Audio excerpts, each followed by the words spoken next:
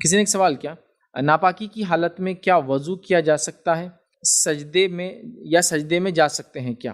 تو دیکھیے ناپاکی کی حالت میں سوال ہے کیا وضو کیا جا سکتا ہے، تو ہاں ناپاکی کی حالت میں وضو کیا جا سکتا ہے۔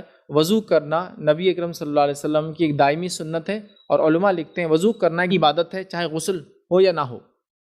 غسل کا ہونا ایک الگ مسئلہ ہے، اگر غسل ہو وضو ہو تو عبادت ہوتی ہے، لیکن اگر غسل نہ بھی ہو تو وضو کیا جا سکتا ہے، یہ دائمی عبادت ہے، اس کا اجر ملے گا، لیکن یہ وضو کام نہیں آئے گا کسی چیز کے لیے۔ آئیے حدیث اس طرح سے نبی اکرم صلی اللہ علیہ وسلم کے تعلق سے ماں عائشہ فرماتی ہے کہ اللہ کے رسول صلی اللہ علیہ وسلم جنوبی حالت میں ہوتے۔ جنوبی حالت مطلب جب انسان اپنی بیوی سے ہم بستری کرتا ہے تو اس کے بعد وہ ناپاکی، اور یہ بڑی ناپاکی یاد رکھیے، اس کے بعد غسل واجب ہوگا۔ جنوبی حالت میں ہوتے اور دو کام کرنا چاہتے، کھانا چاہتے یا سونا چاہتے، تو ان دو کام سے پہلے آپ وضو کیا کرتے۔ اب آپ بتائیے جب ایک انسان غسل نہ ہو تو وضو کیا کام آئے گا اس کو؟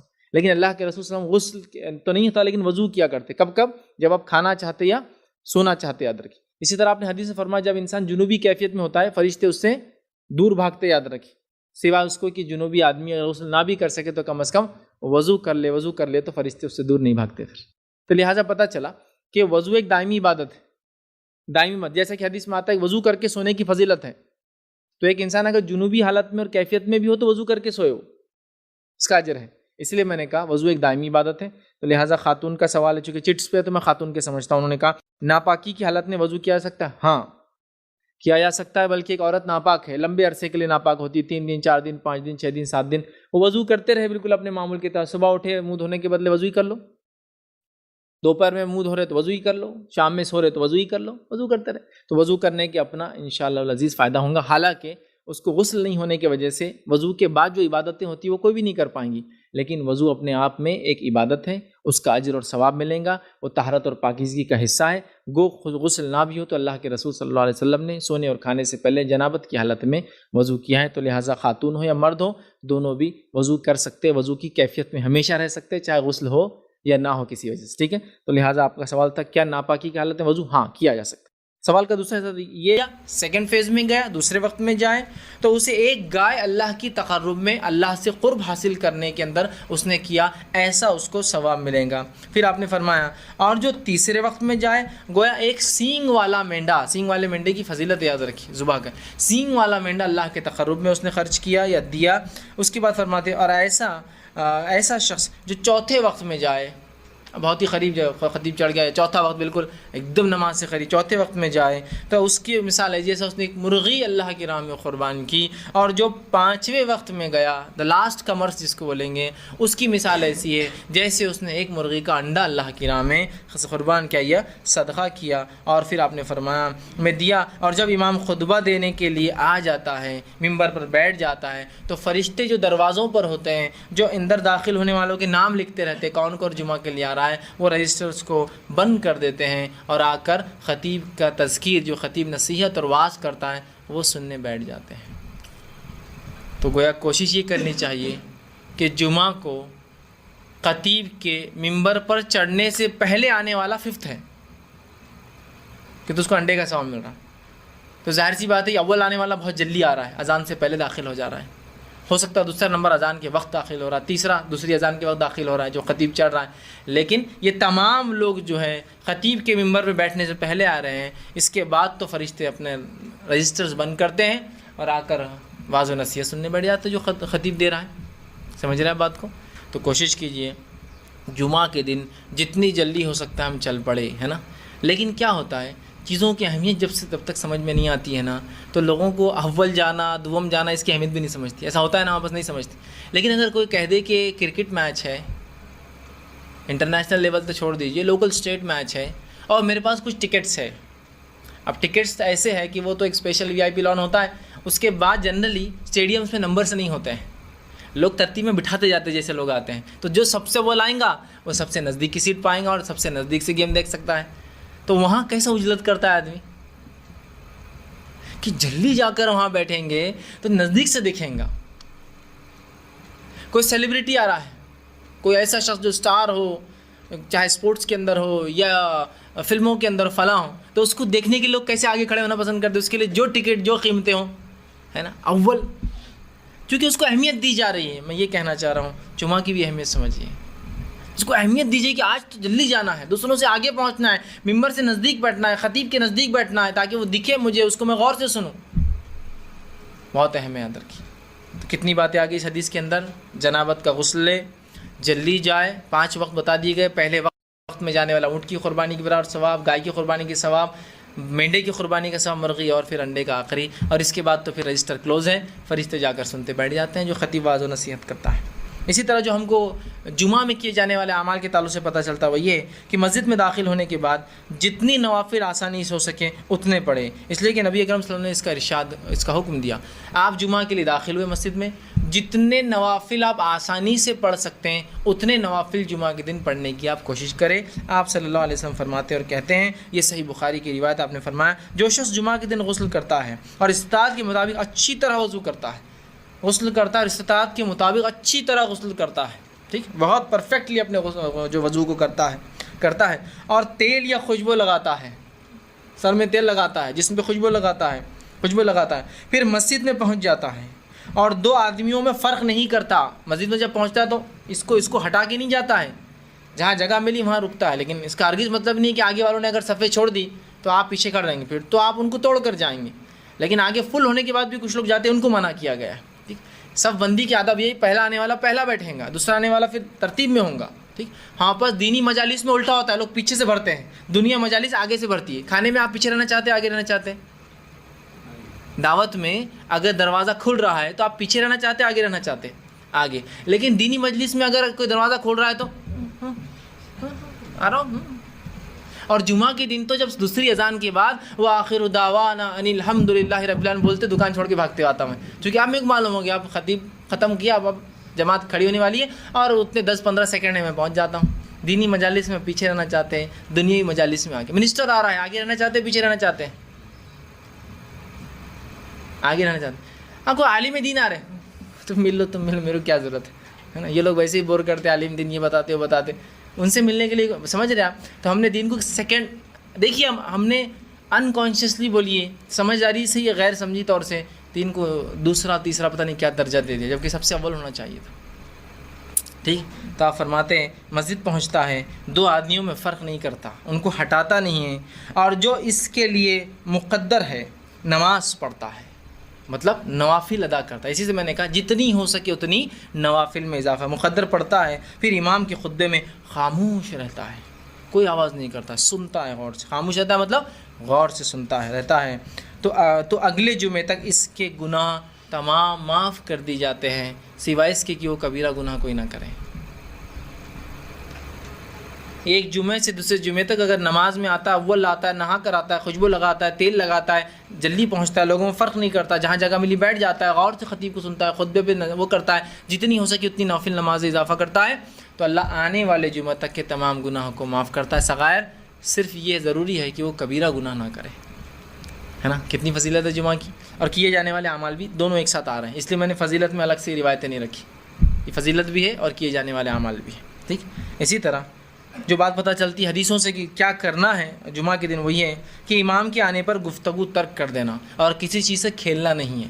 مطلب امام آ رہا ہے تو انسان بیٹھتا ہے، کبھی کوئی بات ہو جاتی ہے کہ یہ کر لو، کچھ ہوتا ہے ایسا، کبھی خالی وقت ہے، جلدی پہنچ گئے نا. جماعت ہے سمجھ لیجیے جمعہ کی کھڑی تھی 1:15 بجے اور کوئی انسان 12 بجے پہنچ جائے جبکہ ابھی اذان بھی نہیں ہوئی دوسری، تو وہ بیٹھ سکتا ہے، بات کر سکتا ہے، کوئی چیز ضروری اگر اس کو سمجھتا ہے، کسی کو بات نصیحت کر دے کچھ بیٹھے بیٹھے.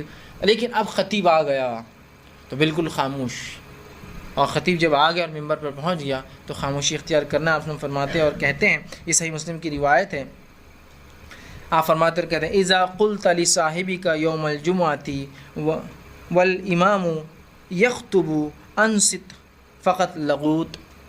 اگر تو نے، مطلب اتنا خاموش رہنا ہے کہ اگر تو نے جب امام آ جائے ممبر پر اور خطبہ دے اور اپنے بھائی سے یہ کہا خاموش رہو، تو نے لغو کام کیا، تو نے اپنے جمعہ کو ضائع کر دیا. اب آپ کہیں گے یہ کیسی بات ہے کہ ایک آدمی دوسرے آدمی کو کہہ رہا ہے خاموش رہو، تو اس میں کیا غلطی ہے؟ اس میں بڑی حکمت ہے، بڑی حکمت ہے. ایک آدمی مسجد میں آ کے نیوسنس کریٹ کر رہا ہے، کچھ ہی باتیں کر رہا ہے نا، لیکن اس کی آواز ایک آدمی کی ہے. اب اگر پوری مسجد بولیں گے شش شش شش، تو پھر کیا ہوگا؟ پوری مسجد نیوسنس کریٹ کرنا شروع کر دیں گے. حکمت کیا کہی گئی؟ اس کو کہنے دو، تم کچھ مت کہو اسے، اس لیے کہ اگر تم اس کو خاموش کہو گے، خاموش بیٹھو، تم نے لغو کیا۔ پھر ایک بچہ چلا رہا ہے، ایک ہی آواز ہے، اگر اس کو بڑا بچے گا چپ جمعہ کی نماز ہے خاموش بیٹھ، اس سے ہوں گا کیا؟ دو ہوں گے۔ پھر وہ دوسرا دیں گا جمعہ ہے نا تم کو سمجھتا نہیں کہ خاموش رہنا، تیسرا بولیں گے ارے یار تم لوگ پورے آواز کر رہے، جمعہ کے دن خطیب کھڑا ہے، پھر خطیب پریشان ہے، کہیں کیا چل رہا ہے اس مسجد کے اندر یار، کوئی سننے کو تیار ہے نا۔ تو کیسی حکمت ہے کہ کوئی کسی کچھ نہ کہے، آٹومیٹک سب خاموش ہو جائے، کوئی آواز کر رہا ہے کرنے دیجیے، آپ خاموش رہیے، آپ کی خاموشی اس کے لیے دلیل ہے خاموش ہونے کی۔ تو اتنا جمعہ کا ادب ہے اور اتنا خطیب کی خطبہ دیتے وقت خاموش رہنا ہے کہ آپ کسی کو اس کی غلطی پر ٹوک بھی نہیں سکتے، یا اس کو یہ بھی نہیں کہہ سکتے تم خاموش بیٹھو، اس لیے کہ تمہارا یہ بولنے سے پوری مسجد ڈسٹرب ہونے والی، خاموش۔ تو تم نے بھی لغو کیا، اور آگے روایت میں آئیں گا جس نے لغو کیا جمعہ کے دن اس کی جمعہ نہیں ہوتی ہے۔ پھر کتنی اہم بات ہے نا، بالکل آواز نہیں کرنا ہے، خاموشی سے بیٹھنا ہے، ٹھیک ہے، اور کسی قسم کی چیزوں سے کھیلنا نہیں۔ ایک روایت میں فرمایا جو جمعہ کے دن نماز کے لیے آئے اور کنکریوں سے کھیلے، کیونکہ اس زمانے مسجد نبوی ریت تھی، اس میں ریت تو کنکری ہوتی ہے اس کے اندر، کنکریوں سے کھیلے، اس نے لغو کیا، اور جس نے لغو کیا اس کا جمعہ نہیں۔ اب آج کے زمانے میں چٹائی سے کھیل سکتے ہیں، ہے نا، کچھ بھی مطلب نماز کا وقت ہے اور کچھ بھی پتہ نہیں عجیب و غریب لوگ جو حرکتیں کرتے رہتے ہیں، جیسی کوئی انتہا نہیں۔ تو یہ لغویات ہے، یاد رکھیے۔ ایک مرتبہ ایک مسجد میں میں نے دیکھا کہ اے سی چل رہا اور اے سی نیچے سے کالمز میں سے ہوا آ رہی ہے اس کے اندر، تو ایک جناب وہ نماز خطبہ خطیب دے رہا ہے اور وہاں کھیل رہے، ہوا اتنی اچھی دستی سکھا رہے ہیں، پھر اس پہ کھیل رہے ہیں، وہ دستی اڑ کر اوپر آ رہی ہے، اس کو وہ کر رہے ہیں، پھر ان کے بچے نے بھی دیکھ لیا، اس نے بھی ٹیشو پیپر لا کے اندر ڈال رہا ہوا، ہوا نکل کے آ رہی ہے اسے، یہ بھی لغو ہے۔ شطرنجیوں سے کھیلنا لغو ہے نا۔ اسی طرح کنکریاں اگر آپ کسی میدان میں پڑے تو لغو ہے، کسی چیز کو بیٹھے بیٹھے آپ بس کوریدتے رہتے، یہ سب لغو ہے۔ مطلب یہ کہ کانشیسلی یا انکانشیسلی خطبہ سننا ہے، تم کہیں بھی اپنے ہاؤ باؤ ہاتھ پیر کہیں بھی نہ ہو، پورا کانسنٹریٹ خطیب کی طرف۔ اور ظاہر سی جب کوئی چیز سے انسان کھیلے گا تو اس کا تھوڑی کانسنٹریشن ادھر رہے گا، ہے نا۔ تو کہا کھیلنے سے بھی منع کیا اور خاموش بٹھانے سے بھی منع کیا۔ اسی طرح آپ نے اور فرمایا اور کہا ممسل حسا فقد لغا ومن لغا فلا جمعۃ لہ، جس نے جو ہے کنکریوں سے کھیلا جمعہ کے دن، کیونکہ اس زمانے کنکریاں تھیں، تو اس نے جو ہے لغو کیا، اور جس نے لغو کیا اس کا جمعہ نہیں ہوتا۔ کتنی اہم بات ہے نا، کتنی اہم بات ہے۔ اب ہمارے پاس اللہ رحم کرے کچھ لوگوں کو تو ہند پاک میں ہم دیکھتے عادت ہی ہوتی ہے صرف چلانے کی، مسجد میں یہ نہیں ہے چٹائی لاؤ، یہ فلاں کرو۔ آپ کر سکتے جمعہ میں چٹائی میں کمی ہے، آواز برابر نہیں آ رہی، لیکن یہ بالکل خاموشی سے آپ جائیں گے، چٹائی لائیں گے، بچھائیں گے، چونکہ ضروری ہے باہر گرمی ہے، دھوپ کی شدت ہے، آدمی نیچے نہیں بیٹھ سکتا، لیکن چلانا چیخنا، پورا مینجمنٹ اپنی جو ہے پورا جس کو کہیں گے لیڈرشپ دکھانا شروع کر، جمعہ چل رہا اور لیڈرشپ چل رہی ان کی ادھر، یہ بچھاؤ، سمجھتا نہیں کہ ہمارے اتنے لوگ آتے ہیں مسجد میں، یہ ان کا اپنا چلتا رہتا۔ یہ جمعہ کے بعد بھی ہو سکتا ہے، یہ بعد میں مینجمنٹ کو بولا جا سکتا ہے، اتنے ہی شدت سے بولا جا سکتا ہے، بعد میں تو لوگ اور زیادہ ہوں گے اگر آپ کو لوگوں کو بتانا ہی ہے تو، لیکن وہاں ہم کرتے چونکہ ہم کو ادب ہی نہیں پتہ جمعہ کا، ٹھیک۔ تو کہا پھر اس نے لغو کیا، اور جس نے لغو کیا اس کا جمعہ نہیں ہوتا ہے، ٹھیک۔ اسی طرح فرماتے ہیں اگر کوئی شخص مسجد میں اس وقت آتا ہے جب امام خطبہ دے رہا ہے تو اسے پہلے تحیۃ المسجد پڑھنا ہے اور پھر نیچے بیٹھنا ہے، سیدھا نہیں بیٹھنا ہے، اس لیے کہ نبی اکرم صلی اللہ علیہ وسلم نے اس تعلق سے فرمایا، اور آپ کے زمانے میں ہوا یہ کہ ایک شخص آیا، آپ نے فرمایا اذا جاء احدکم اليوم الجمعۃ والامام یخطب، کہ تم میں سے جب کوئی شخص مسجد میں داخل ہو اور امام خطبہ دے رہا ہو تو آپ نے فرمایا فلیرکع رکعتین ولیتجوز فیہما، کہ تم میں سے کوئی شخص مسجد میں داخل ہو جب خطیب خطبہ دے رہا ہے تو وہ کیا کرے کہ وہ جو ہے 2 رکعتیں پڑھ لے، ہلکی پڑھے، لیکن بہت لمبی نہیں، ہلکی 2 رکعتیں پڑھ لے، اور وہاں جو ہے بیٹھ جائے تخفیف کے ساتھ، ہلکی 2 رکعتیں پڑھ لے اور پھر بیٹھ جائے، ہے نا۔ کیا فرمایا آپ نے کہ اگر تم میں سے کوئی شخص مسجد میں داخل ہو، امام خطبہ دے رہا ہو تو تم 2 رکعتیں ہلکی پڑھو اور پھر کیا کرو وہاں بیٹھ جاؤ۔ ہمارے پاس کیا ہوتا ہے، خطبہ چل رہا ہے تو نماز نہیں پڑھ سکتے، تو پھر وہ خطبے میں آتا ہے ایسا جھکتے جھکتے آتا اور اندر گھس جاتا خطبے میں، اس کے بعد پھر خطیب خطبے کے بعد، اچھا یہ خطبہ اردو ہے عربی بھی نہیں، یہ بولتے ہیں جس نے نماز نہیں پڑھی پڑھ لے، تو پھر سب پوری مسجد اڑ جاتی، اور ایسا لگتا ہے کبھی کوئی نیا آدمی کو جماعت کھڑی ہو رہی ہے وہ بیچارہ کھڑے ہو جاتا ہے، اگر سمجھو وہ غیر اردو زبان کا آدمی ہے، اس کو لگتا ہے سب کھڑی ہو رہی ہے، وہ بھی کھڑا ہو جاتا ہے، بعد میں دیکھتا سب اپنی اپنی نماز باندھ رہے ہیں، ہر آدمی اپنی اپنی کر رہا ہے۔ اور اس عمل کی وجہ سے کہ دوران خطبہ ہمارے پاس روکا جاتا ہے نماز پڑھنے سے، جبکہ رسول اللہ نے حکم دیا، بلکہ آپ ایک بار جمعہ کا خطبہ دے رہے تھے، ایک شخص آ کر بیٹھ گیا، آپ نے کہا اے شخص نماز پڑھ لے پھر بیٹھ، وہ شخص کھڑا ہوا نماز پڑھا اور پھر بیٹھ گیا، آپ نے اسے پڑھنے کا حکم دیا نماز، تاکہ وہ تحیۃ المسجد پڑھے اور اس کے بعد بیٹھے۔ ہمارے پاس یہ حال ہے کہ کوئی آ کر اگر نماز پڑھ، ارے خطبہ چلا رہا ہوں اردو، ویسے خطبہ جمعہ کے 2 ہونا چاہیے، ہمارے پاس خطبہ جمعہ کے 3 ہوتے ہیں، ہے نا؟ ایک اردو میں پہلی اذان کے بعد ممبر سے نیچے، ایک عربی میں دوسری اذان کے بعد ممبر کے اوپر، پھر خطیب بیٹھتا ہے بیچ میں ایک بار پھر کھڑا ہوتا ہے، پھر وہ تیسرا ہوتا ہے مطلب دوسرا خطبہ عربی میں ممبر پہ سے، جبکہ رسول اللہ کے زمانے میں خطبے صرف 2 ہوا کرتے تھے۔ اب دوسری اذان کے بعد مطلب معاف کرنا، آپ کے زمانے میں تو دوسری اذان نہیں ہوتی، ایک ہی ہوتی، اذان کے بعد خطیب کھڑا ہوتا سیدھا ایک، اس کے بعد بیچ میں بیٹھ کر اٹھتا 2۔ تو دوسرے خطبے کی مطلب پہلا جو اردو میں ہے، جو کہ خطبہ ہے بھی نہیں مسنونہ، جو ممبر سے ہٹ کر کرسی بیٹھ کر ایک ساتھ دیتے رہتے ہیں، جبکہ سنت ہے کہ ممبر پہ چڑھ کے دیا جائے، یہ ایک نئی بدعت ہے ہمارے پاس جو ایجاد کر دی گئی، اور حد یہ ہے کہ پھر اس میں نماز نہیں پڑھنے دے رہے آپ۔ اور چونکہ بعد میں اعلان ہوتا ہے کہ جس نے نفل نہیں پڑھی پڑھ لے، سب اٹھ کر پڑھتے ہیں، تو جو پہلے آتا ہے وہ اس لیے نہیں پڑھتا ہے کہ بعد میں سب پڑھیں گے تو اچھا لگتا ہے اپن بیٹھے ہوئے ہیں، تو اس نے بھی نہیں پڑھتا ہے، ایک سنت تو ختم کرتا ہے، جمعہ میں بیٹھ جاتا ہے، پھر اعلان ہوتا ہے کہ پڑھ لو، تو پھر سب کھڑے ہوتے ہیں، پوری مسجد ایسی کھڑی ہوتی ہے جیسا کہ جماعت کھڑی ہو رہی ہے، لیکن سب اپنی اپنی پڑھتے ہیں، پھر خطبہ اذان ہوتی ہے اور پھر خطبہ ہوتا ہے۔ کیسے ہم سنتوں کو ختم کر رہے ہیں ایک کے بعد ایک؟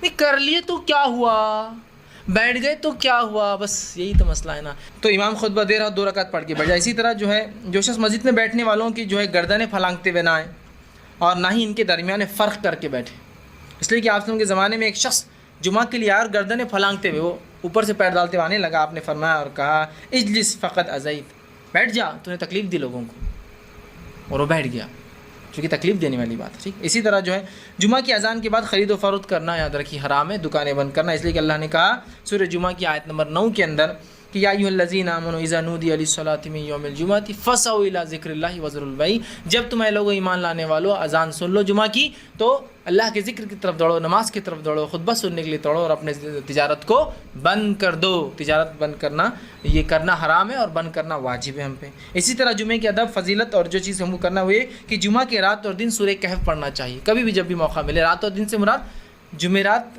ہمارے پاس چونکہ وہ جمعرات جمعے کی رات کو بولتے ہیں جمعرات، اور جمعہ کا دن، اور رات پہلے آتی ہے اسلام میں، دن بعد میں، تو جمعرات جب گزر جاتا ہے اس کی جو رات آتی ہے وہ ہوتی ہے جمعے کی رات، اور دن تو سورہ کہف ان میں سے کبھی نہ کبھی پڑھنا چاہیے، اس لیے کہ آپ نے فرمایا اور کہا، یہ مستدرک حاکم کی روایت اور صحیح، آپ نے فرمایا من قرأ سورۃ الکہف فی یوم الجمعۃ ازالہ من نور ما بین الجمعتین، جو شخص سورہ کہف کو پڑھتا ہے تو ایک جمعہ سے دوسرے جمعہ تک ایک نور اس کے لیے جو ہے چمکتا رہتا ہے۔ تو کوشش کرے جمعہ کے دن سورہ کہف پڑھنے کا اہتمام کرے۔ اسی طرح جو ہے رسول اللہ صلی اللہ علیہ وسلم جمعہ کے دن جو ہے رسول اللہ صلی اللہ علیہ وسلم پر جمعہ کے دن کثرت سے درود بھیجنا چاہیے۔ آپ صلی اللہ علیہ وسلم فرمایا اور کہا جمعہ کے دن اور رات، یہ بحقی کی روایت اور حسن درجے کی حدیث ہے، جمعہ کے دن اور رات کثرت سے مجھ پر درود پڑھا کرو، جو اس کی تعمیل کرے گا میں قیامت کے دن اس کے لیے گواہ اور سفارشی بنوں گا۔ جمعہ کے دن خاص طور سے رسول اکرم صلی اللہ علیہ وسلم پر درود زیادہ سے زیادہ بھیجنا چاہیے۔ اسی طرح جمعہ کے دن کثرت سے زیادہ دعا کرنی چاہیے، اس لیے کہ آپ صلی اللہ علیہ وسلم نے فرمایا اور کہا کہ جمعہ کے دن ایک ایسی گھڑی آتی ہے، یہ صحیح مسلم کی روایت، ایسی گھڑی آتی ہے جس میں مانگی گئی دعا اللہ رد نہیں کرتا ہے۔ جمعہ کے دن ایک ایسی گھڑی آتی ہے جس سے مانگی گئی دعا اللہ رد نہیں کرتا ہے۔ کچھ علماء نے لکھا یہ خطیب کے ممبر پہ چڑھنے سے لے کے اترنے تک کا بیچ کا وقت ہے، اور کچھ نے کہا کہ یہ عصر سے مغرب کے بیچ کا وقت ہے، واللہ عالم، ہم نہیں جانتے، لیکن آپ جب وقت ملے جمعہ کے دن کثرت سے دعا کرتے رہیں۔ تو آئیے جمعہ کے دن کیا کیا کام کرنا ہے وہ ایک بار فہرست رکھ دیتا ہوں۔ پہلے غسل لینا ہے، پہلا کام جو کرنا ہے غسل لینا ہے، ہو سکے تو غسل جنابت لیا جائے، ٹھیک، بیوی سے ہم بستری کی جا رہا تو غسل لینا ہے یا غسل جنابت لینا ہے۔ دوسرا کام جو ہے اچھے کپڑے پہننا ہے جو کچھ میسر ہو۔ تیسرا کام خوشبو لگانا ہے اللہ نے دیا تو۔ چوتھا کام جو ہے تیل لگانا ہے اللہ رب العزت نے استطاعت دی ہے تو۔ پانچواں کام جو ہے وہ یہ ہے کہ جنوبی ہونا، مطلب اگر جنابت میں اگر لیتا تو اچھی بات ہے۔ چھٹی چیز یہ خطبے سے پہلے مسجد میں آنا، یہ بڑا افضل ہے۔ ساتویں چیز یہ کہ جمعہ سے پہلے جو ہے جتنی ہو سکتی اتنی نوافل کا اہتمام کریں۔ آٹھویں چیز جو ہے خاموشی کے ساتھ خطیب کا خطبہ سنیں، اس سے نزدیک بیٹھے، اس کی طرف دیکھتے رہیں۔ اسی طرح دو آدمیوں کے بیچ میں جو ہے نویں چیز فرق نہیں کرنا ہے یا ان کے بیچ میں نہیں بیٹھنا ہے۔ 10واں کام یہ ہے کہ خطبے میں جو ہے بات چیت نہیں کرنا ہے، خاموشی اختیار کرنا ہے۔ اسی طرح جو ہے 11ویں چیز خطبے میں کسی سے کھیلنا نہیں ہے، بالکل سکون کے ساتھ جو ہے خطبہ سننا ہے۔ 12ویں چیز جو ہے تحیۃ المسجد پڑھ کر خطبے میں اگر بیٹھنا ہے، چاہے خطیب خطبہ کیوں نہ دے رہا ہو جمعہ کا۔ 13ویں چیز یہ ہے کہ جمعہ کے دن اذان کے بعد خرید و فروخت کرنا یہ حرام ہے، اس سے ہم کو اجتناب کرنا ہے۔ 14ویں چیز یہ ہے کہ سورہ کہف کو پڑھنے کی ہم کوشش کریں، مطلب جمعہ کی رات اور دن ملا کے کبھی بھی جب بھی موقع ملے۔ 15ویں چیز یہ ہے کہ رسول اکرم صلی اللہ علیہ وسلم کثرت سے درود بھیجنے کی کوشش کریں، اور 16ویں چیز یہ کثرت سے اس دن دعا مانگیں۔ یہ کام ہم کو جمعہ کے دن کرنے کی کوشش کرنا ہے، یاد رکھیں، ٹھیک۔ اب اس کے بعد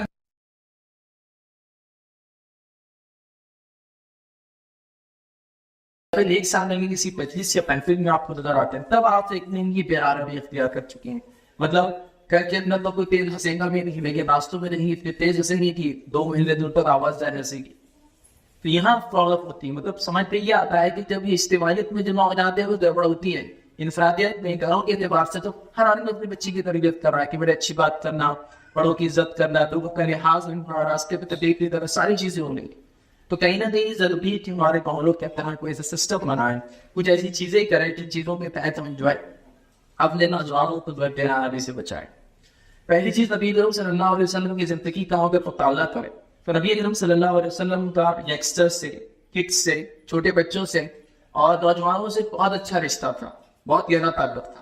نبی اکرم صلی اللہ علیہ وسلم اصحاب جب کسی سفر سے واپس آتے تو بچے مدینے کے باہر، مدینے کے راستے تھے جہاں سے نبی اکرم صلی اللہ علیہ وسلم صحابہ آنے والے تھا رک جاتے، اور آپ صلی اللہ علیہ وسلم کی سنت تھی کہ آپ کسی بھی بچے کو جو سب سے پہلے کھڑا ہوتا اس کو لے کر اپنے اونٹ پر سوار کر لیتے۔ تو گویا بچوں کی محبت کے اللہ کے رسول صلی اللہ علیہ وسلم آنے والے ہیں اور جاتا ہے راستوں پہ کھڑے ہو جانا، یہ بتاتا ہے کہ نبی اکرم صلی اللہ علیہ وسلم کو بڑا گہرا تعلق بچوں سے تھا۔ یہ افسوس کی بات ہے کبھی بار ہمارا یہ تعلق تو اپنے بچوں سے بھی نظر نہیں آتا کہ باپ کی گاڑی آئے تو انتظار کر رہے، بولتا ہے وہ آئیں گے اور بس اب کچھ یا تو والدہ کچھ بولیں گے یا جو سامنے ملا پہلے اس سے معاملہ شروع ہو جائیں گے، تو وہ تعلق نہیں۔ تو نبی اکرم صلی اللہ علیہ وسلم صحابہ کے بھی بچے اتنے مایوس تھے، بچے بولے تھے کڈز ہو گئے اور نوجوان بولے تھے ٹین ایجرس ہو گئے، تو بچے تک انتظار کرتے تھے۔ نبی اکرم صلی اللہ علیہ وسلم بچوں اور نوجوانوں کو اب مسجد نبی کے پاس یا آپ جب محلوں میں گزرتے تو کبھی کبھار بچوں کو جمع کرتے کہتے وہاں تک دوڑ آؤ، وہاں تک جا کے ٹھیک ہے اس چیز، اور بچے دوڑتے ہوئے جاتے اور جو سب سے پہلے آتا ہے وہ نبی اکرم صلی اللہ علیہ وسلم کو پکڑ لیتا ہے اور آپ اس کو ایک کھجور یا ڈال میں کچھ دیتے، تو گویا ان کی فزیکل ہیلتھ کے لیے آپ خواہش کرتے کہ وہ اچھے رہے، صحت مند دوڑے۔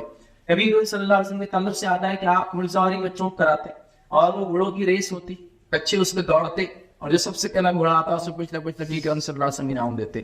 تو نبی اکرم صلی اللہ علیہ وسلم کا بچوں سے بڑا گہرا تعلق تھا، نبی اکرم صلی اللہ علیہ وسلم کا نوجوان سے بڑا گہرا تعلق تھا۔ جو نبی رضی اللہ عنہ کا واقعات لمبے ہیں، میں بس اپنا پوائنٹ اس میں سے رکھنا چاہ رہا ہوں۔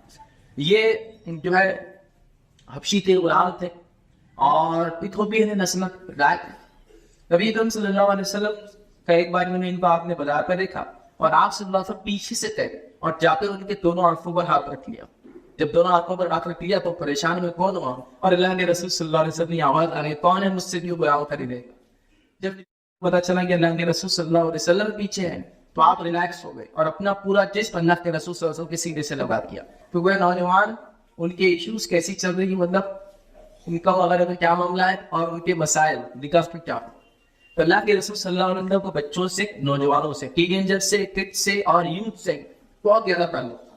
یہ افسوس کی بات ہے کہ ہمارے محلوں میں، ہمارے سماج میں، ہماری مساجد میں ہمارے ذمہ داروں کا بچوں سے کوئی نہیں، ارے تو دور رکھو، بڑے دل رکھو، پیچھے جا کے بیٹھ گیا، ان کو ہم سے نزدیک بنا رہے تو یار یہ بچے یہ تماشے ہے بس، تو میں اپنے بچوں کو بھی ساتھ نہیں رکھتا تو میں دوسروں کے بچوں کو میں کیسے برداشت کروں، تو یہ ہم لوگوں کا ہاتھ چھوٹا بچوں کے معاملے میں۔ پھر ہم کہہ رہے ہیں کہ محلے کے بچے کیوں بگڑ جا رہے ہیں، بچوں کے اندر نشے کی عادت، چوری کی عادت، سگاری کی عادت، چھیڑ خانی کی عادت، لوگوں کو تکلیف دینے کی عادت، این نمبر آف ایشوز، مطلب اس کی لسٹ بنا سکتے ہیں کیا کیا ہو رہا ہے، لوگوں سے بدتمیزی تو سب ہو رہا ہے۔ تو مسئلہ یہ ہے کہ ہمارے تعلقات بچوں سے نہیں بنے ہوئے، ایسے بتنا چاہیے۔ یہ ہمارے لیے ضروری ہے کہ اگلی نسلوں کو اگر ہم اسلام کے اعتبار سے پروان چڑھانا چاہتے ہیں، ہم یہ چاہتے ہیں کہ وہ نسلیں ہو جن کو دیکھ کر ہماری آنکھوں میں ٹھنڈا پیدا ہو، دیکھ کر خوشی ہو کہ واہ واہ یہ نوجوان بچے کچھ کریں گے انشاءاللہ۔ وہ نہیں ہو رہا ہے اور پریشان ہو رہے ہیں، بلکہ وہ چھپ اور پھٹک رہے ہیں ہماری آنکھوں میں بچے۔ کیوں ہو رہا ہے؟ اس لیے کہ ہم نے اپنا کام چھوڑ دیا۔ گھروں میں ہو رہی ہے تربیت، لیکن جب ہم جمع ہونے وہاں تربیت کرنے کی ضرورت ہے۔ اس لیے میں نے آج کا ٹاپک دیا ہوں ہمارے محلے اور نوجوان، تو اب ہم کو محلے کے اعتبار سے میں مسجد کے اعتبار سے کیوں نہیں کہہ رہا ہوں؟ کیونکہ الحمدللہ آج کل ہر محلے میں کہیں مسجد ہے. کسی زمانے میں محلے میں ایک مسجد رہتی تھی تو لوگ بولتے تھے مسجد کمیٹی کام کریں. نہیں، اب مسجدیں بہت ہو گئی. ایک محلے کی شروع میں مسجد ہوتی ہے، محلے کے اینڈ پہ مسجد ہو گئی، محلے کے پیچھے مسجد تھی، محلے کے اوپر، مطلب مسجد تو بہت بن گئی. تو اب تو محلے کا کام ہے کہ اپنے نوجوانوں پہ وہ نظر رکھیے کہ ہمارے علاقے میں، ہماری اس بستی کے اندر برائی نہ آ پائے. اگر آ رہی اجتماعی شکل میں تو ہم اس کو کیسے دور کریں، اس کی اصلاح کا کیا کریں، کس نوجوان کو کیسی محنت کی ضرورت ہے، یہ بہت امپورٹنٹ یاد رکھیں. ایک نوجوان نے گناہ کیا، وہ جیل چلا گیا، جب آپ اس کو دیکھ کر پوچھ رہے ہیں، یہ کہہ رہے کہ اس کے ماں باپ کی تربیت صحیح نہیں تھی، آپ یہ کہہ رہے کہ اس نے غلط کام کیا. سوال یہ ہے کہ جب وہ بگڑا تھا تب آپ کہاں تھے؟ سوال ہے کہ جب اس نے پہلی شرارت کی تب آپ کہاں تھے؟ سوال ہے کہ وہ سماج کہاں تھا جس نے ابھی کمنٹ دیا، جس نے ابھی یہ کہا کہ اس کے تو والدین کی تربیت اچھی نہیں ہے، اس کے خاندان کی تربیت اچھی نہیں ہے، یہ اتفاق تھا، ہم کو تو پہلے سے لگ رہا تھا. تو وہ اتنی بصیرت اور نظر رکھنے والے اہل نظر پہلے کہا تھے کہ جب یہ بچہ بگڑ رہا تھا تو تب کیوں نہیں نظر آپ نے رکھی اور کہا کہ اس کے اصلاح کے لیے کرنا ہوگا، اس کے اصلاح کے لیے کرنا ہوگا، یہ گروپ کے لیے مجھے یہ کام کرنا ہوگا، تب جا کے نوجوان اچھے ہوں. ہم نے محنت نہیں. جوانی کے بارے میں اللہ کے رسول صلی اللہ علیہ وسلم فرماتے ہیں کہ 5 سوال ایسے جس کا جواب دیے بغیر جامع ترمذی کی روایت ہے انسان کے قدم اللہ رب العزت کے سامنے سے نہیں آ جائیں گے. 5 سوالات میں پہلا سوال ہے زندگی کہاں لگائی، دوسرا سوال ہے جوانی کہاں لگائی، مطلب زندگی کہاں گزاری، جوانی کہاں گزاری. تو وہ یہ سوال خود بتا رہا ہے کہ جوانی کتنا اہم مرحلہ ہے، اس کے بارے میں اللہ رب العزت بولتے ہیں سوال کریں گا. لیکن میرا سوال آپ سے ہے، ذمہ داروں سے. میرا سوال کیا ہے؟ سوال یہ ہے کہ جب نوجوان جوان ہوا اس کو پتا کیوں نہیں چلا کہ اس کی جوانی کی اہمیت کیا ہے؟ اس کے جوان ہونے سے پہلے اس کی ایجوکیٹ کیوں نہیں کیا گیا کہ بیٹا تم اب جوان ہونے والے ہو، جوانی کی اہمیت یہی ہے، قرآن میں یہ ہے، سنت کے اندر یہ ہے. نوجوان کسی بھی قوم، اس کے لیے آپ کو کرناوا، فہاما، مفتی، عالم، سائنٹسٹ ہونے کی ضرورت نہیں. نوجوان کسی بھی قوم کی ریل کی ہڈی ہوتا ہے. نوجوان کسی بھی قوم کا مستقبل ہے، اس کا فیوچر ہے یاد رکھ. تو کسی بھی آدمی کو بڑا سائنٹسٹ ہونے کی ضرورت نہیں کسی نوجوانوں کی بگاڑ کو دیکھتے یہ پریڈکٹ کرنے میں کہ آنے والی اس قوم کا حال برا ہونے والا، چونکہ اس کے نوجوان بے آرامی اختیار کر چکے ہیں. تو جو والدین اپنے بچے کو جوان ہونے سے پہلے جوانی کی اہمیت اور اس میں کیا کرنا نہیں سکھاتے، میں کہتا ہوں وہ کرمنل نیگلیجنس کر رہے ہیں. یہ ایک لیگل ٹرم ہے کہ ایک ایسا چیز کو بھول جانا، اس کے بھولنے کے نتیجے میں یہ کرمنل کام آتا ہے، اس کا آپ کو سزا ملتی ہے. جیسے ایک مثال دیتا ہوں، ڈرائیور تھا، وہ گاڑی میں بچوں کو لے کے اگلے جگہ چھوڑتا تھا. ایک دن اس کی بس میں ایک بچہ آتا رہ گیا، اس نے بس کے دروازے گھڑیاں سب لگا دی، چلا گیا. بچہ سفوکیشن سے مر گیا. یہ کرمنل نیگلیجنس تھا. یہ تو خطا تھی، یہ سزا کی مستحق خطا تھی کیونکہ اس میں جان چلے گی بچے. حالانکہ اس نے غلطی سے کیا، اس کا مقصد کسی قتل کر رہا ہے، اس کو بولتے کرمنل نیگلیجنس. تو یہ میں کہتا ہوں اپنے زمانے میں یہ کرمنل نیگلیجنس سے وہ والدین جو بچہ جوان ہو رہا ہے اور جوانی سے پہلے اس کو لے کر سکھاتے نہیں بیٹا تو کس مرحلے میں جا رہا ہے، تجھے کیا کام کرنا. تو ہم محلے کے ناطے، ذمہ داروں کے ناطے کوچ رہتے ہیں، محنت کا کام بھول گئے. آئیے اب کیا کریں تو محلے کے اعتبار سے شہر اور بستیاں بڑی چیز ہوتی ہے، اصلاح معاشرہ بڑا ٹاپک ہے، میں وہ چھوٹا ٹاپک لے رہا ہوں. محلے کے اعتبار سے کیا کرنا ہے اتنا ہی اگر انشاءاللہ ہم کر پائے بڑی کامیابی ہو جائے گی. کیونکہ یہ محلے جمع ہو کے بڑے شہر، بڑے ایریاز اس کو بولتے ہیں، کئی محلوں کے جو جمع ہو جاتے ہیں یہ سب بنتا ہے. تو ہمیں کچھ کام کرنا ضروری ہے، محلے کے ذمہ دار آگے آئے اور ایسے کام اور ایسی تربیت اور ایسے نظم اور ایسے سسٹمز کو جو کام کرنے کی جو کوشش کریں. سب سے پہلی چیز تو ہم یہ کام کریں کہ اپنے محلے کے اندر محلہ کمیٹیز بنائیں. میں پھر کہہ رہا ہوں مسجد کمیٹیز نہیں کہہ رہا ہوں کہ اپنے کی محلے میں نہیں کی مسجد ہے تو آپ محلہ کمیٹیز بنے. جو کمیٹیز اس چیز کا دھیان دے کہ ہمارے سڑکوں پر کون بیٹھتا ہے، نوجوان گاڑیاں کیسے چلاتے ہیں، نوجوانوں کی اگر بات آپ سنتے ہیں تو اس بات میں آپ کو لگتا ہے کہ یہ اس لائق ہے کہ اگر سب سن لے گی تو یہ چلے گا، یا لگتا ہے کہ اسلام کی ضرورت ہے کہ بیٹے یہ الفاظ استعمال مت کرو. آپ کسی نوجوان کو دیکھتے ہیں ٹکڑ پہ کھا رہے تھے، وہ دیواروں پر رنگ رہا ہے، پان کھا کے بیچ مارتا ہے، تمباکو کھا کے بیچ مارتا ہے، سگریٹ پی رہا ہے. تو کیا ہم نے اس کے لیے کوئی پلان رکھا تو کیسے ہم سمجھائیں گے؟ ہم اس کو ماریں گے تو یہ اس کی اصلاح نہیں یاد رکھے، ہم اس کو ڈانٹیں گے تو وہ پھر کہیں اور جا کر کرے گا، مطلب ہمارے محلے کی مصیبت کسی اور محلے کی مصیبت بنے گی. یہ طریقہ نہیں، وہ انداز، وہ طریقہ نبی کریم صلی اللہ علیہ وسلم کا. ایک کمیٹی کو پڑھے، ہم لوگوں پہ نظر رکھیں، ہم جاسوسی نہیں کریں.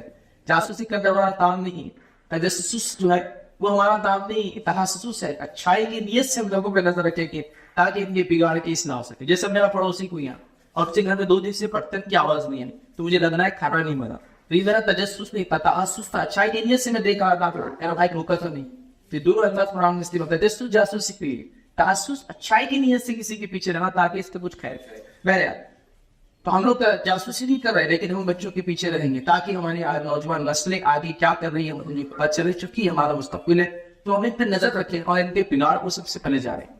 نظر رکھنا بگاڑ کو جاتا ہے. کیا کیا بگاڑ ہو سکتے ہیں؟ بہت سارے بگاڑ زمین زمانہ حالات کے اعتبار سے نہ ہوتے. ہمارے ماحول میں ہندوستان کی جو بگاڑ کہلاتا ہے گندی بات کرنا، چیزوں کو ایسی چیزوں کو کھانا اور پینا جو شریعت نے اجازت نہیں دی، ہاں ان چیزیں نشہ وغیرہ، اور اسی طرح جنہیں لوگوں کو چھیڑچھاڑ کرنا، لوگوں کو تکلیف دینے کے منصوبے بنانا، یہ سب کہہ سکتے ہیں. ویسٹرن کنٹریز میں جاتے ان کے الگ گناہ ہوتے ہیں، وہ نائف کا ایسا رکھتے ہیں، چھریاں چاپو اپنے ساتھ رکھتے ہیں. ویسے آج تک بھی بڑا یہ چیز کا کریز چل رہا ہے، نوجوان اپنے پاس ایک چھری اور چاقو پتہ نہیں کیوں رکھتے ہیں، اس کا کیا اس کا فائدہ آپ کو نظر آتا ہے یا اس سے کیا ہمت بلند نظر آتی ہے. سبحان اللہ. بہرحال شاید جائز نہیں ہے ایسے تمام چیزیں، کیونکہ خاندان میں وہاں پر جائز نہیں.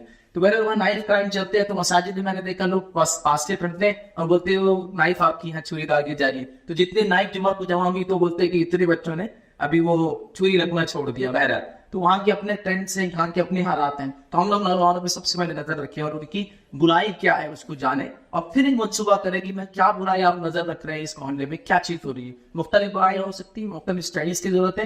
پلس جو ذمہ داران ہیں ان سے کہوں گا کہ ٹرینڈس جو چل رہے ہیں سماج کے اندر، جو چیزیں چلن میں آتی ہیں آج کل ٹرینڈس بولتے ہیں، اس پہ نظر رکھیے تاکہ آپ کو پتا چلے نوجوان کس طرف جا رہے ہیں، کیسے جا رہے ہیں. دوسری چیز یاد رکھیے، اپنے محلوں کے اندر ہم لوگ ریڈنگ رومس بنائیں، کیونکہ پڑھائی کا معاملہ بالکل ختم ہو گیا ہے.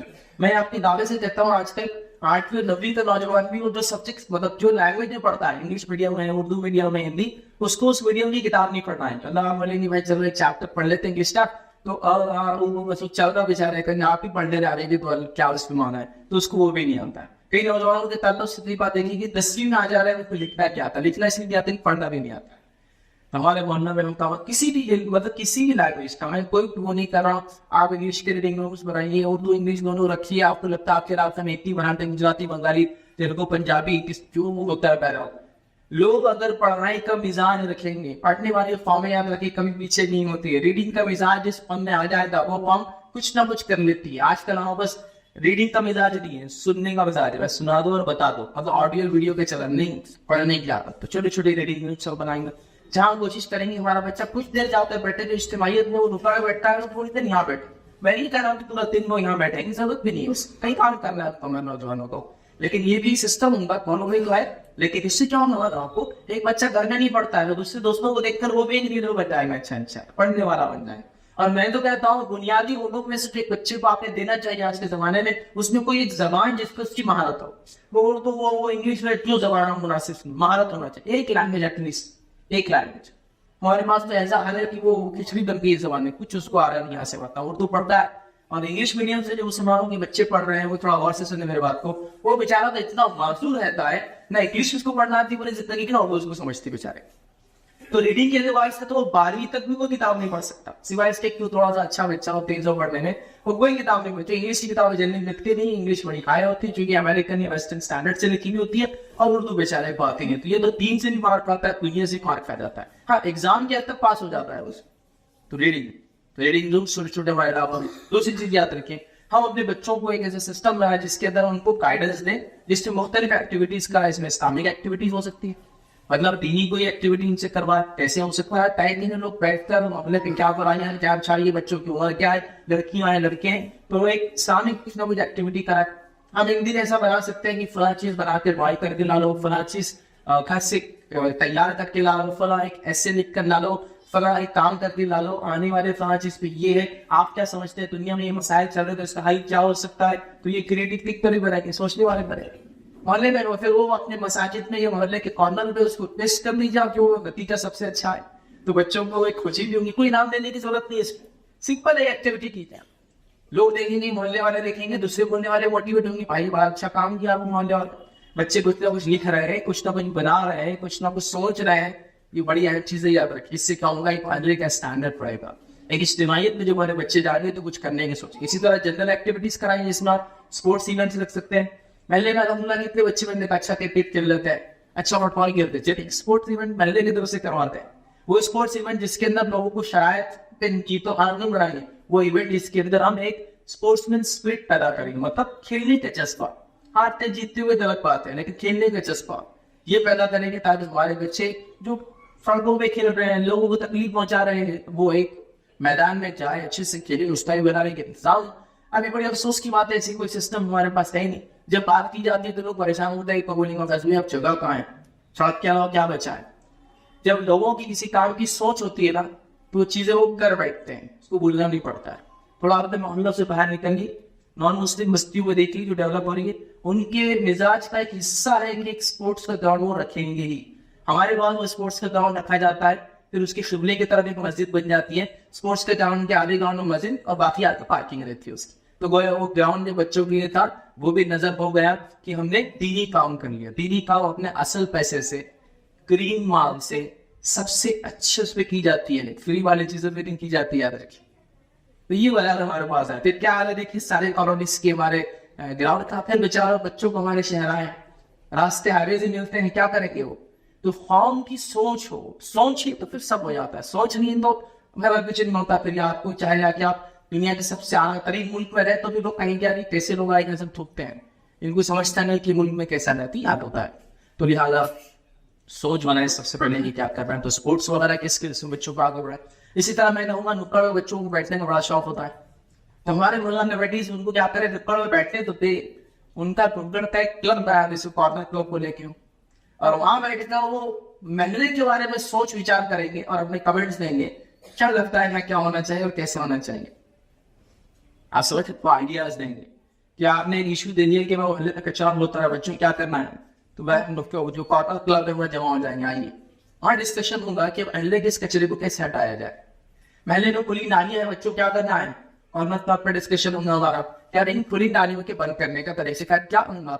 और वो अपने जहन से क्रिएटिविटी से बोलेंगे कि मैं फुला करता हूँ, कोई कहेंगे ढाबा डालने, कोई कहेंगे मेरे पास कॉर्पोरेशन में, तो कॉर्पोरेशन से डिमांड करेंगे ढाबा शूटिंग का काम कर, एक से आइडिया आएंगे, क्रिएटिविटी आएगी।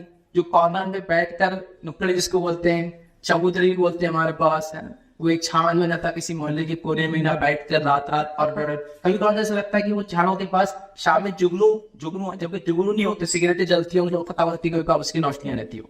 ये हाल है हमारे को होता है। क्या करें हम, बच्चे जमा होंगे और अच्छे काम की बात करें, डिस्कशंस होंगे और वो तय करेंगे मोहल्ले के अंदर क्या करना है। बच्चों की इंसानी मिजाज है, वो जमा होना चाहता है तो जमा होने दीजिए, फिर फेयर के लिए, अच्छाई के लिए, भलाई के लिए, तो हम वैसे करेंगे। इसी तरह हम एक सिस्टम बनाएंगे कि हमारे मोहल्लों के अंदर बच्चे रात में जल्दी सोए और सुबह से कुछ ना कुछ एक्टिविटीज होने लगे। क्योंकि लॉकडाउन के बाद खासतौर से एक मसला हुआ कि लोग रात में जागना सीख लिए और दिन में सोने की आदत हो गई, तो थोड़ा सा उसको तोड़ने की जरूरत है। सुबह हम उठेंगे और मोहल्ले के अंदर फिर मॉर्निंग से डिस्कशन होंगे और वो सारे काम जो मैं कह रहा हूँ वो सारे काम यहाँ से शुरू होंगे। इसी तरह अपने मोहल्लों के अंदर कोशिश करेंगे कि स्किल सेक्टर्स डाले। आप बोलेंगे स्किल सेक्टर बोले तो इसको तो टेक्निकल इंस्टीट्यूट वगैरह कुछ नहीं, मैं बताता हूँ क्या करना। हमारे मोहल्ले में कई लोग हैं जिनको स्किल आती है, स्किल मतलब हुनर। मिसाल के हमारे मोहल्ले में एक साहब है जो गाड़ियाँ अच्छी बनाते हैं, स्किल। एक साहब है जो टेलर, स्किल। एजुकेशन से हटकर हो रहा, तालीम तो स्कूल में हासिल ही कर रहे हैं। एक साहब है जो बहुत अच्छा पेंटिंग करते हैं, स्किल। एक काम है जो एम्ब्रॉयडरी करते हैं, स्किल। एक साहब है जो तालीम अच्छी है, स्किल। आप क्या करेंगे, वो लोग ही मिलकर ये तय करेंगे कि मैं शाम में 1 घंटा या 2 घंटे या 45 मिनट कौन लगे बच्चों को दूंगा और वो स्किल सेट हम सीखेंगे। मैंने कुछ साइंटिफिक स्टडीज पढ़ी जिसमें बताया गया कि अगर एक हुनर को 18 मिनट के लिए पूरा साल की प्रैक्टिस किया जाए, 18 मिनट सिर्फ पूरा साल करते रहे इंसान, तो उस हुनर में वो माहिर हो जाता है। 365 दिन के माहिर हो जाता है सिर्फ 18 मिनट। तो वो एक साहब आ जाए जो भी है, कई स्किल्स है आप लोगों के पास, मैं देख रहा हूँ वो अपने अपने स्किल्स को बोलेंगे हम महल्ले में बच्चों को स्किल देने वाला है। मेरी स्किल सीखने के लिए 2 महीने लगते हैं, मेरी स्किल सीखने के लिए 1 महीना लगता है, मैं तो 15 दिन में बता सकता हूँ ये कैसे होता है। तो बच्चे ऐसे बहुत सारे काम जो DIY कहते हैं, यूनिवर्सल, वो सीख लेंगे। छोटा मोटा इलेक्ट्रिक वर्क सीख लिया, रिपेयर सीख लिया, फरार सीख लिया, डेंटिंग पेंटिंग, इतने हुनर है हमारे पास। मुझे भाई कई लोगों को जानता भी नहीं, सॉफ्ट स्किल भी हुनर है, कोई अच्छी बात करना सिखाए किसी को, तो कई ट्रेनर्स होते हैं सिखाते, बस शाम में जगह हुए बच्चे, किसी ने लैंग्वेज की मेहनत कर दी, किसी ने बोलने पर मेहनत कर दी, किसी ने कुछ सिखा दिया, सीना, कई चीजें हो सकती है। मर्दों को भी करना, औरतों को भी करना, सबको इस काम में हिस्सा लेना, याद रखिए। ये मेरा मान आता है स्किल सेंटर का। तो कोई खास टीचर अपॉइंट नहीं करना, कोई पैसे की जरूरत नहीं, मोहल्ले की मस्जिद, मोहल्ले के अंदर कोई जगह, किसी का घर, किसी का मकाना, काफी ये स्किल सीखने के लिए बनाना पड़ेगा, करना पड़ेगा। अब अंदाजा लगाइए, मैं तो ये चाहूंगा कि हर बच्चा को 2 महीने की छुट्टियां लगती है, 2 महीने 10 दिन तकरीबन जाओ, उसको कफ उसको ज्यादा लगती है। कोशिश करे उसके वालिदैन कि वो बच्चे को उस 2 महीने में एक हुनर सिखाएंगे, वो हुनर में उसके एजुकेशन सिस्टम से हटकर होगा। तालीम में तो हासिल कर रहा हो तो लेकिन अलग से कुछ सीखेंगे, کچھ بھی ہو سکتا ہے بھائی, کچھ بھی ہو سکتا ہے. میں 3 ایسی چیزیں بتا سکتا ہوں جن کا کبھی زوال نہیں آتا ہے. انسان کبھی بھی اس معاملے میں پیچھے نہیں ہوتے اور ان کا بزنس میں کبھی ختم نہیں ہوتا ہے. پہلا ہے کھانے پینے سے ریلیٹڈ چیزیں, ان کو کبھی زوال نہیں. انسان کسی بھی حال میں رہے, کھانا پینا اس کی ضرورت ہے, کسی بھی حال میں رہے. حتیٰ کہ کہہ سکتا ہے انسان بغیر مکان کے اور بغیر کپڑوں کی بھی جی سکتا ہے کبھی ضرورت پڑے مجبوری میں, بغیر کھانے کے نہیں, پھر مر جائے گا 2-5 دن سے زیادہ کچھ. تو یہ پھر کبھی ختم نہیں ہوتی ہے. گزارش کروں گا اپنے بچوں کو کھانا پینا ضرور سکھا, چونکہ یہ ساری ضرورت دنیا میں جہاں رہیں گے اپنا کھانا بنا سکتے. ہمارے پاس ایک چلن ہے عورتیں کھانا بنائیں گی, مرد جو بات کر, ایسا نہیں ہوتا. کھانا بنانے کی ضرورت ہے, سب نے سیکھنا چاہیے. کھانا بنانا سیکھ لیا, کپڑے اور مکان, یہ ایسی چیزیں جس کا کبھی زوال نہیں. لازوال تجارت میں لازوال ہے. میں آپ کو بتاتا ہوں, آکسفورڈ کی ایک اسٹڈی تھی, جو اسٹڈی دنیا کی لانگیسٹ رننگ اسٹڈی تھی. 72 ایئرس تک ایک مطلب ایک ریسرچ ہوا. 72 ایئرس کیا ریسرچ ہو رہا ہے کہ انسانوں کو بیسک اسکلس کیا چاہیے زندگی جینے کے. اس میں کیا نکلا معلوم ہوا؟ بنیادی اسکلس میں نکلا ایک کسی لینگویج کا ریڈ کرنا آنا, پڑھنا آنا, اس کے بعد اس کو اپنا کھانا بنانا آنا, اپنے کپڑے سینے آنا, اپنے آس پاس کی چیزوں کو مینٹین دیتا. یہ بنیادی ریسرچ کا رزلٹ تھا. 70 سال ہم ڈھونڈتے رہے کہ کیا کرنا ہے. Longest running research. دین اور اسلام میں تو تمام چیزیں موجود ہیں. نبی کریم صلی اللہ علیہ وسلم اپنا جوتا خود سی لیتے تھے, موجود ہے یہ چیز. اپنے کپڑوں پہ پیوند خود لگا لیتے تھے, موجود ہے. یہ اسکل سینے کی اسکل ابھی ایک سنت ہے. بھائی عائشہ سے سوال اللہ کے رسول صلی اللہ علیہ وسلم کا نبوت کی ذمہ داری تھوڑا گھر میں کیا معمول ہوتا, تو کیا بکری کا دودھ دھو دیتے اور اپنے کپڑوں کو خود پیوند لگا لیتے. پیوند لگانا آپ کا بٹن کی ہوتا آپ سی سکتے تو دیکھ کر کوشش کرتے تھے, لے کر پائیں نہیں مرد ساتھ. لیکن اللہ کے رسول صلی اللہ علیہ وسلم یہ سارے اسکلس اور آرٹس دنیا میں سب موجود تھے جو انسان کو جینے کے لیے آپ سب جانتے تھے. تو میں کہہ رہا ہوں وہ اسکلس ہے. آپ محلے میں بہت لوگ ہیں بہت اچھے اچھے کام کرتے, چھوٹے سے بڑا. کوئی کام بچوں برا نہیں ہوتا. ہر ہنر سیکھو, اگر موقع ملے ہر ہنر سیکھو, جو ملتا ہے جو اللہ موقع دے زندگی میں, یہ سارے ہنر انشاءاللہ آپ کو کام آئیں. چلے آگے بڑھتے ہیں. اسکل سیٹ کے بعد جو کام کرنا ہے لوگوں کے اندر, چھٹیوں کے اندر کیا کام ہے وہ بھی میں نے آپ کو بتا دیا. وہ یہ ہے کہ نوجوانوں کے لیے کیریئر گائیڈنس کو ہمارے پاس ہمارے محلے پہ سمجھ لیجیے 100 نوجوان ہیں. اب 10ویں کا امتحان دینے والے ہیں, 50 نوجوان کے فلاح کرنے والے. کون ان کو رہنمائی کریں گا کہ ان کو آگے کیا کرنا ہے دنیا کے اندر؟ بتائیے کون کرے؟ ماں باپ کرے. اب ماں باپ کا تو حال یہ ہے ماشاء اللہ کہ ابا دن بھر لیپ ٹاپ پہ آفس میں, پھر گھر آ جائے تو ہیڈ سیٹ پہ ہے پورا دن. اتنا ہیڈ سیٹ پہ ہے کہ وہ کھانا کھاتے ہوئے پھر ہیڈ سیٹ پہ ہے. امی کا تو ماشاء اللہ وہ حال ہے کہ انہوں نے کیا بنا رہا ہے وہ اپنے رشتہ داروں کو بتانا ہے, کیا ان کے پاس بنا وہ بھی دیکھنا ہے. تو کتنے مصروف ہے, مطلب دونوں ماں باپ تو اتنے ہائیلی جس کو آئے گی مصروف ہے کہ ان کے پاس تو وقت ہی نہیں بچوں پہ نہیں. اب بچے کیا کریں گے, یاد رکھیے ان کو بہت کیریئر گائیڈنس دیں گا. تو اپنے ہمارے محلے میں ٹیچرس ہوتے ہیں, بہت سارے ٹیچرس پروفیسرس ہوتے ہیں, کیریئر گائیڈنس کی فیلڈ سے لوگ ہوتے ہیں. ان کا کام ہے کہ ہم اپنے بچوں کو کیریئر گائیڈنس دلوائیں کہ بچے آگے کیا کریں گے زندگی میں. ہمارے بچوں میں آپ یاد رکھیں اتنا ٹیلنٹ ہے, اتنا ہنر ہے جس کو عام زمانہ میں کہتے ہیں کوٹ کوٹ کر ہنر بڑا ہوا جاتا ہے. یہ افسوس کی بات ہے میں اور آپ یوٹیلائز نہیں کر پاتے. اب ان کیا کریں گے, آپ کیریئر گائیڈنس دیں گے. ایسے کیریئر گائیڈنس دیں گے کہ بچے جو اتنے 25 بچے ان کے اندر یہ صلاحیت ہے کہ ٹیکنیکل اسکل ان کی اچھی, انہوں نے فلاں فیلڈ میں جانا چاہیے. وہ بچے ان کے اندر فلاں فیلڈ اچھی ہے تو انہوں نے سوشولوجی کی یہ فیلڈ کو جانا چاہیے. یہ 4 بچے بڑے ہنر مند ہیں, پرسنٹیج بھی اچھا ہے, پڑھی کر کے جا سکتے ہیں انشاءاللہ. فلاں بچے جو ایکسٹرا آرڈنری بچے ہمارے پاس جو FPSC اور UPSC امتحانات جس کے ذریعے گورنمنٹ کی, مہاراشٹر گورنمنٹ کی اور سینٹرل گورنمنٹ کی سیٹس فیل ہوتی ہے, جو ہائیسٹ جس کو کہتے ہیں رینکنگ ایگزامینیشنز ہوتے ہیں, یہ اس کے لیے جا سکتے ہیں. یہ 10 بچے ہمارے پاس جو ہے پڑھائی میں تو اتنے اچھے نہیں ہیں, لینگویج بھی اچھے نہیں, لیکن ہنر مند نہیں بیچے, تو ان کو ہم کیا کریں گے 10 کو ٹیکنیکل یہ کوسٹ ڈال دیں گے تاکہ یہ روزگار سے بن جائے. ایک صنعت لے کر آپ نے وہ فلاں 5 بچے جو ہے وہ اس چیز کے ہمیں یہ کروائیں گے. یہ 4 بچے ذہین ہیں تو ان کو حفظ کے ساتھ ساتھ آپ تعلیم کے ان کے والدین کو ریکمینڈ کریں گے تو آپ بھی بچے رہیں گے اور تعلیمی, اور یہ کرنا ہے. کیریئر گائیڈنس یہ ہے بچے کی صلاحیت کو جاننا اور پھر اس نے کیا کرنا اس کے بارے میں رہنمائی کرنا. یہ کرنا ہے, یہ کرنے والے کام ہیں. ان کاموں سے امت پیچھے رہ گئی. یاد رکھیے اور یاد رکھیے آخری 2 پوائنٹ بس وہ یہ ہے کہ محلے کے اندر ہم اس چیز کا اندازہ لگائے, اس چیز کا ہمارے پاس ایک رپورٹ موجود ہو ہر بار کہ ہمارے محلے میں کتنے یتیم ہیں, ہمارے محلے کے اندر کتنی بیوان ہیں, ہمارے محلے کے اندر کتنے معذور لوگ ہیں. اس لیے کہ نبی کریم صلی اللہ علیہ وسلم نے فرمایا کہ تم تمہارے معذوروں کے ذریعے مدد کیے جاتے ہو اور اللہ تمہاری دعائیں بھی ان کی وجہ سے پوری کرتا ہے. معذور عقلی ہو سکتا ہے, معذور جسمانی ہو سکتا ہے, مطلب ہاتھ پیر آنکھوں سے, کان سے, اندھے اندھے لوڑے پہلے سب ہو سکتا ہے. اب سب یہ سب معذور ہے, کمزور ہے اسٹوڈنٹ. ان کمزوروں کی وجہ سے ہماری مدد بھی کی جاتی ہے, ہم رسک بھی دیے جاتے ہیں, ہماری دعائیں بھی قبول ہوتی. تو یہ کام کرنا ہے تو ان کا ہم ایک لسٹ رکھے. آج ہمارے محلے میں کتنے یتیموں کو بتا رہے, یتیم کی کفالت, ابھی اگر سے بات یتیم کی کفالت کرے وہ جنت میں میرے ساتھ ایسا رہے گا, نزدیک بات ہوگا. یتیم کتنے آپ کو نہیں پتا, کیا ان کے ساتھ سلوک ہو رہا ہے ان کو پتا نہیں. بیماری کتنی ہے, جن میں سے شادی کس کی ہو سکتی ہے, کس کو بے وقت شادی نہیں ہو سکتی, بچے تو فلاں کرنا ہے اور بس کوئی ریموٹ نہیں. کتنے معذور ہیں ہم کو کچھ پتا نہیں. اب کیسے مدد کریں گے بتائیے. جیسے سماج میں ہم چاہیں گے بھی تو ہماری زکات و صدقات کیسے دینی, کیونکہ معلوم ہی نہیں کوئی کیا. تو میں کیا کروں, معلوم مجھے کال آ رہا ہے, پتا نہیں کیا دنیا کے کونے سے ہمارے پاس ایک بیوہ, اس کو پیسے میں یہاں سے وہاں دے جاؤں, اور پڑوس میں ایک عورت بیوہ ہے, اس کی مدد کوئی نہیں کر پاتا کیونکہ وہ اس کے بارے میں معلومات ہے. تو یہ محلے میں رپورٹ ہونا بھی چاہیے.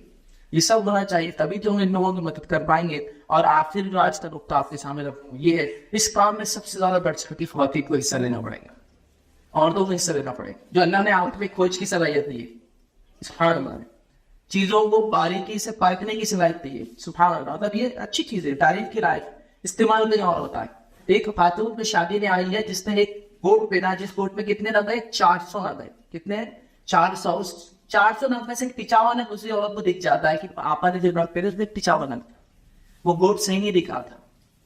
تو اتنی باریک نظر اللہ نے آپ کو دی ہے. تو آپ سے میں گزارش کروں گا, ماحول پہ اس باریک نظر کو رکھ کر, اپنے نوجوانوں پہ اس نظر کو رکھ کر, ان کی بے رحمی کو اس نظر کو رکھ کر ان کی اصلاح کے لیے محنت کی جائے. نہ کہ یہ ساری چیزیں کی کپڑے کیسے تھے, دن میں کیسے کپڑے دکھتے, رات میں الگ دکھتے, تو شادی کی رات کے کپڑے رات میں, دن کے کپڑے, اتنا سب ٹیلنٹ ہے.